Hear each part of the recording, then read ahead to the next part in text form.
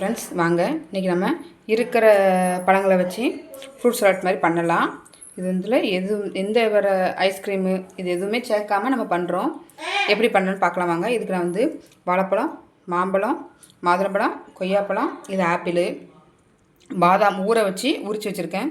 அப்புறம் முந்திரி பருப்பு, முந்திரி பழம், இது ஒரு பொடி. நான் என்ன பொடின்னு உங்களுக்கு கடையை சொல்லுவேன், வீடியோ ஃபுல்லாக பாருங்கள். இனிப்புக்கு நான் கற்கண்டு எடுத்து வச்சுருக்கேன்.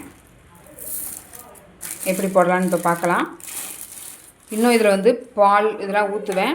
பால் நீங்கள் காய்ச்சி சூடான பாலை ஊற்றாதீங்க. காய்ச்சின பால் ஆறுன பாலாக ஊற்றுங்க, சரிங்களா? இப்போ வாங்க முதல்ல பழத்தை எல்லாத்தையும் பாத்திரத்தில் எடுத்து போட்டுக்குருவோம்.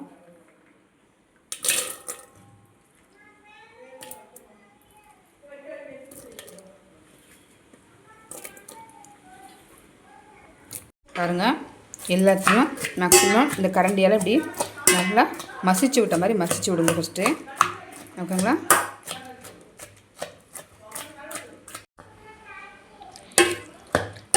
முடிஞ்ச அளவு மாம்பழமும் வாழைப்பழமும் நல்லா நசுக்கி விட்டிங்கனாலே உங்களுக்கு அப்படி கிரேவி மாதிரி வந்துடும்.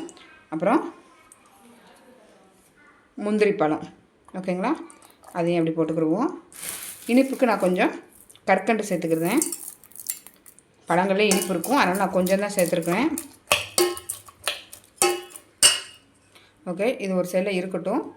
இந்த பாதாமி முந்திரி பருப்பை இப்படியே போடக்கூடாது, மிக்ஸி ஜாரில் போட்டு ஒரு திருக்கி தான் போடணும். வாங்க எப்படின்னு காட்டுறேன் பாருங்கள்.